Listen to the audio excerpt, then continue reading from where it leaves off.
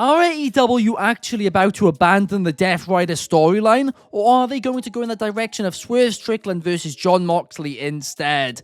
I'm Ben Allison, you're watching Allison Analysis, and here are my 5 key findings from last night's episode of Dynamite. In at number 5, the MJF and Hangman feud gets better every single week. I don't want to repeat myself here because I pretty much know I've said the same thing every single week for the past 3-4 weeks now, but it is true. This feud was exactly what MJF needed. It's what he needed to get his career back on track and get some momentum behind him once again. And the segment they did last night was absolutely terrific. The stunt double spot was absolutely hilarious and prime MJF, always one step ahead of his opponent, even when it seems like he isn't. And we are kind of seeing an even darker side of MJF in this feud as well, not just a cowardly heel, but him genuinely trying to set Hangman Page on fire last night.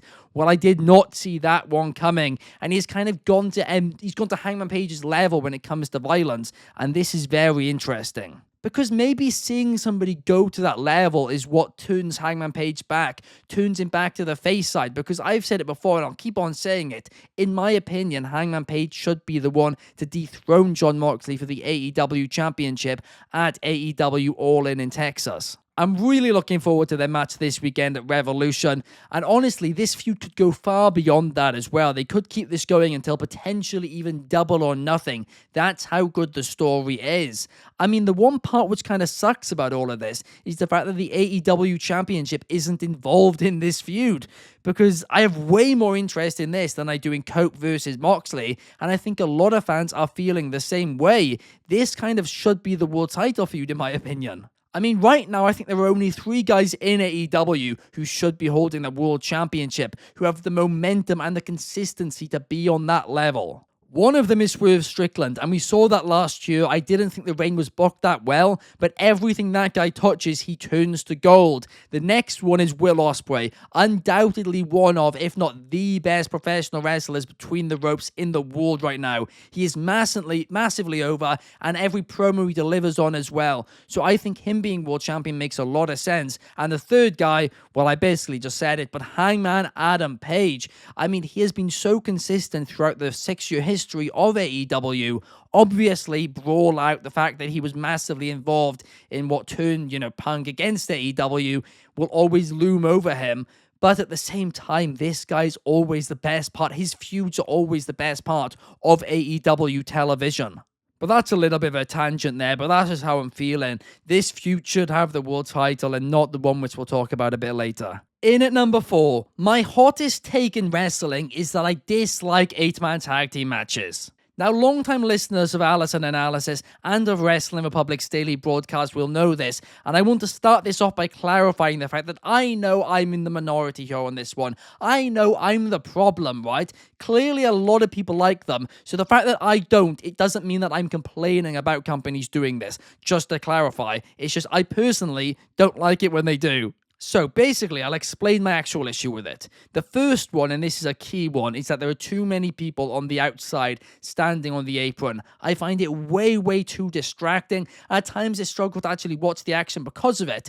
But also, because there are so many people around, no pinfall is remotely believable until about the last 90 seconds of the match. And for that reason, I find all 8-man tag team matches pretty much boring until the last 90 seconds of a match. Now, there are some exceptions, right? There are at times.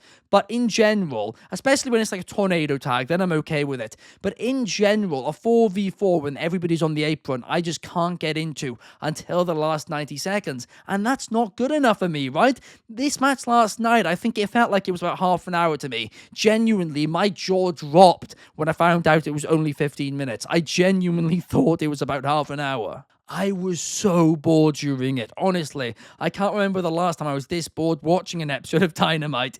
And again, I went on the Bird app afterwards and a lot of people liked it. I just didn't. So I'm the problem. I understand that. But for this reason, I mean, a lot of this episode of Dynamite just felt a bit boring to me. Because that's the other thing about this episode, right? They really went for a New Japan approach when it came to setting up the pay-per-view, where they did tons of random tag matches. And of course, they made sense in terms of, the pay-per-view matches on either side of each other and all of that. But it was just random people teaming all night long. And I just couldn't really get into it until the last minute of every match, even though there was only one 8-man tag team match. Just the others two, they weren't real tag team matches, were they? But then a lot of other people are praising it online. So I think it's a little bit of a Marmite, this episode of Dynamite. You either love it or hate it. And for me, there was too many tag team matches. And that 8-man tag team match felt like it was 20 hours long. But in at number 3, Toni Storm and Mariah May should main event Revolution. Everything these two lady touches turns to absolute gold, and last night's backstage promo segment was no different with Renee Paquette, because they once again absolutely killed it, and their duel, Pray for Her, at the end just sums up this feud, because every little thing, every little detail is thought through so well. This is how to do a long-term storyline. This is one of, if not the best storylines in AEW history. In fact, the only one I can really there's two which I think are better than it. One is Hangman Page and Swerve Strickland, and the other one is Hangman and Omega. They are the only two storylines in the history of this company which I personally prefer to them, but you could easily make the argument that this is the best. So it's by absolute miles the biggest storyline heading into the pay-per-view. So in my opinion, it is clear that it should main event. It is obvious that it should main event, but I don't think it will main event, and that makes me very, very angry. I have a feeling it's going to be Mox and Copley, isn't it? Mox and Copley? I meant Moxley and Copeland. Oh, there's too many Copes, Moxes. I can't cope with it. But listen, we saw in the UK, we saw in Australia, both Mariah May and Toni Storm have amazing chemistry in the ring. They deliver every single time. So they have the story. We know they can go in the ring. Why not put this in the main event slot? Give this the Hollywood ending that they want. And personally, I'm hoping Mariah May wins it back. I don't think she will, but even if Toni wins, that's still, a completely understandable decision and makes a lot of sense from the story perspective. Now, before we do get into the top 2 key findings, if you guys could like and subscribe, that would be massively appreciated. Here at Wrestling Republic, we create between 5 to 10 free videos every single week, and in addition to that, we do a live daily stream every single day at 8 p.m. UK, 3 p.m. Eastern over in America, and 12 p.m. Pacific over in America as well. I say this, 5, 6, 7 times a week, and I somehow manage to mess it up 5, 6, 7 times a week. I don't know how, but I really do appreciate it if you guys could leave a like and comment. It does mean the world to me. Also, this Sunday, we are doing an AEW quiz as part of Sunday Fun Day on the daily broadcast. So that's 8 p.m. UK time, 3 p.m. Eastern, 12 p.m. Pacific over in America. So make sure to check that out. It's going to be me hosting it, and it's going to be Soul versus Kobe.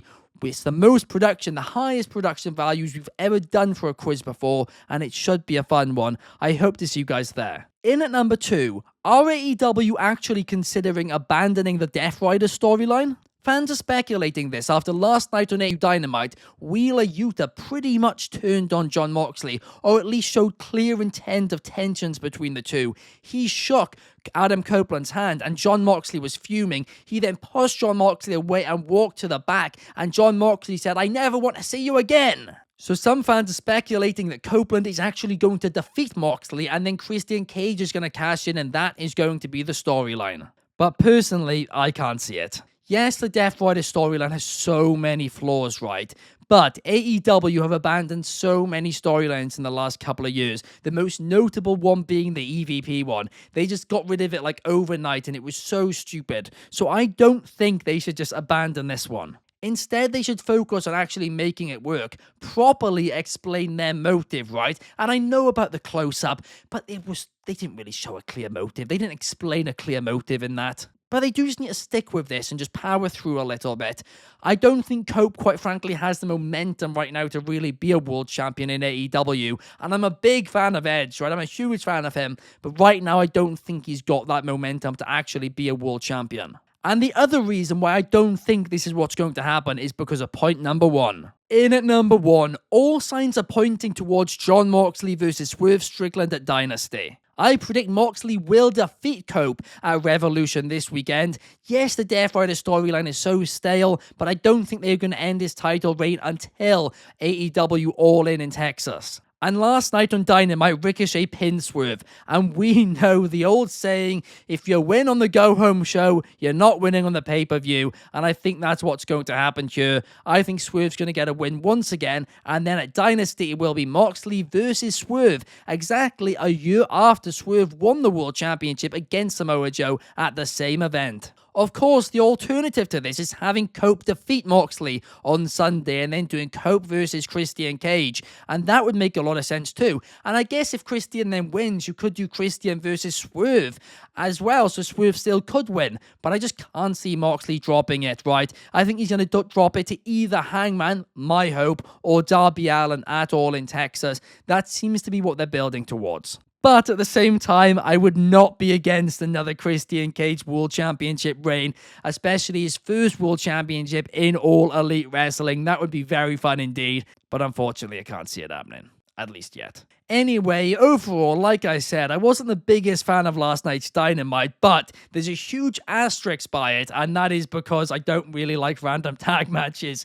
And a lot of these were, New Japan style random tag matches before the PLE to build it up, or pay-per-view, I should say. And it did successfully make me a bit more excited for the pay-per-view. And let's be real, that card speaks for itself, right? It's absolutely stacked from top until bottom. And there were some great segments on the show, like MJF and Hangman, and of course, Mariah May and Tony Storm. So overall, I'll say this gets a decent from me, but I think some people will massively disagree and be like, it can take their money or it can get a subtle round of applause or whatever.